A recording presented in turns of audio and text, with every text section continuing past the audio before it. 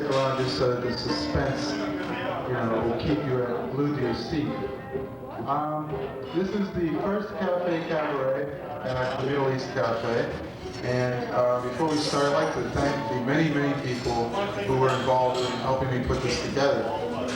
Jeffrey Gagnon, sitting over there, who we're going to be bringing up shortly, is the founding father of this open mic. Yeah, let's give him a hand. He's a great guy.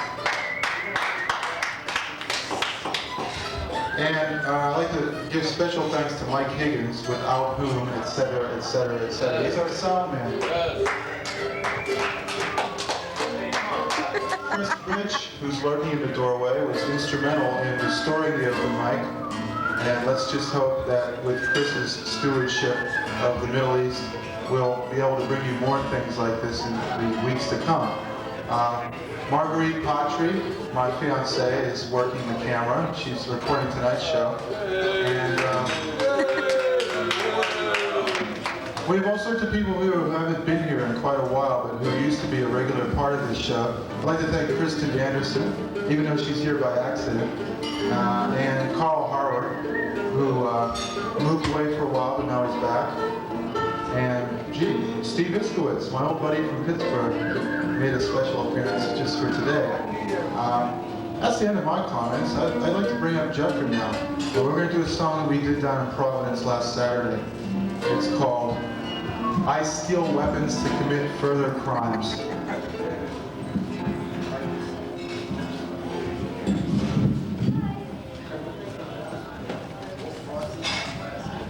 Oh, Frost.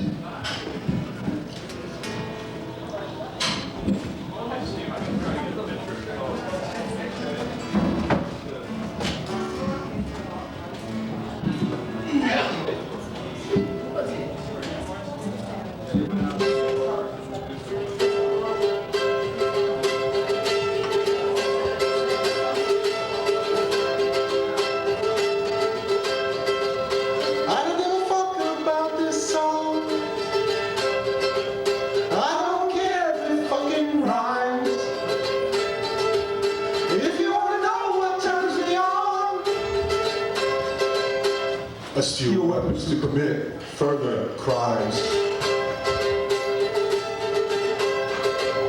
I don't want to snort your fucking coke. I don't want to do your fucking lines. If you want to know what turns me on, I steal weapons to commit further crimes.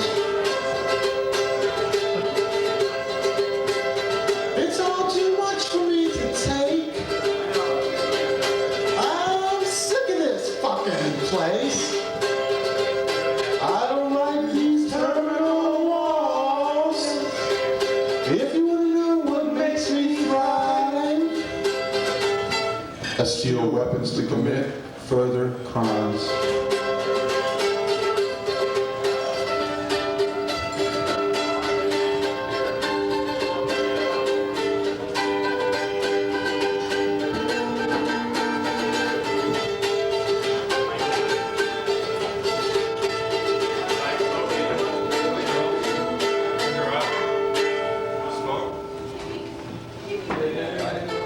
That's it.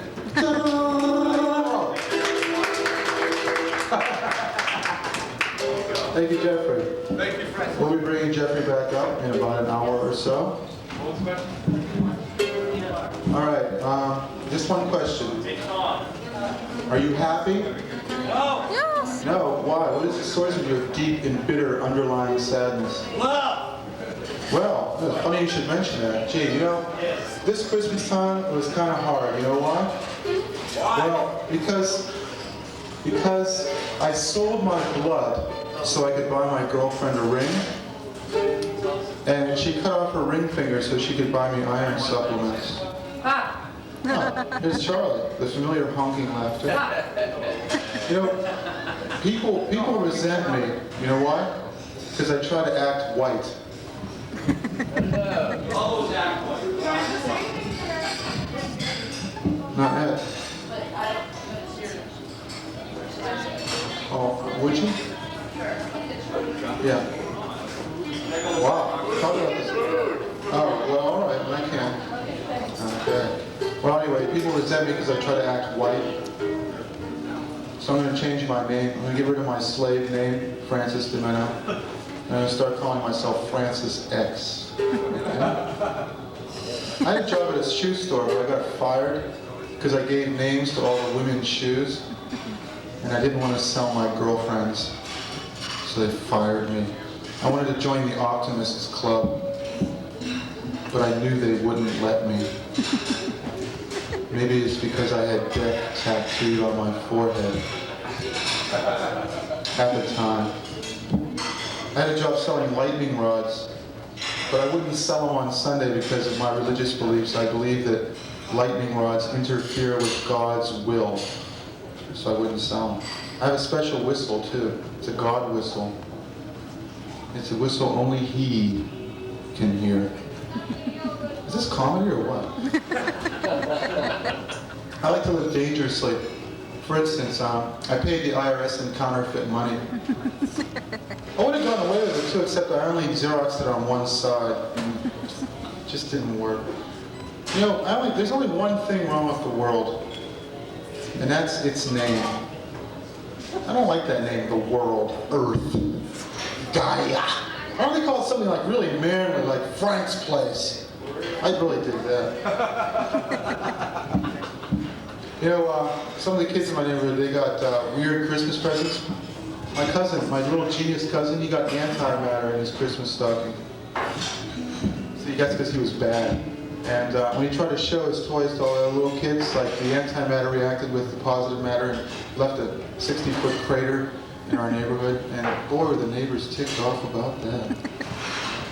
I like to look on the bright side, you know? Like, if you work in a nuclear power plant, at least you can use your slop jar for a nightlight. Hitler had a nice mustache. Skinheads don't leave hair on the soap. You know, nice things. And, you know, all those people grew up and they never had a chance to play in a sandbox. Well, they got their chance now. Over in Iraq. Yeah. You know what I want to do? They have the Bill of Rights on display, right? You know, Philip Morris is bringing the Bill of Rights to America. I want to get a gun and shoot a hole in the part that says, you have the right to bear arms. I think it would be kind of poetic justice, you know? You know, Saddam Hussein wants to get the atomic bomb. One question. Why? So he can turn the Middle East into a desert wasteland? Boy, E equals MC cubed, Einstein, you know? Oof. You know, here's this thing, Gorbachev, you know, the USSR is falling apart, he wants to keep it together. He can't even do anything about that splotch on his head. You had that accident the other day, huh? With that, the drinking accident on the T? Now they find that guy. Anybody here subject to rape? I hate telephone operators. I hate everything. That's because I'm the wrong hero, the hero of Central Square. I'm always in the wrong place at the wrong time, and everything I do is wrong. Ain't you smart? You figured that out. I hate telephone operators because what kind of job is this? What do telephone operators do all day? I'll tell you what they do. They sit on their fat hindies and answer the phone. They answer the phone. And that is not my idea of a hard job. Look at those Indians up on them scaffolds and them skyscrapers. Look at all those fat people working in the nuclear power plants whose bellies are irradiated. Every time they stop to take a piss, the goddamn toilet cracks in half. I hate telephone operators. Why don't they get a real job? Why don't they become president of the United States? No, that's not a real job either. Unless you enjoy being a puppet. That's right, a puppet. The man who holds the strings. That's the man who has the real job. I'm the wrong hero. This concludes the Cafe Cabaret at the Middle East Cafe. Join us next week when we have Yuri coming from Soviet Russia. Soviet Russia. I hate Soviet Russia. We're also going to have Mark Berland, if the Lord is willing and the creeks don't rise. I'd like to thank all of our guests today. Mark Berland, Tim Clifford, Mark Shores, Walter. And anybody else whose name I omitted to mention.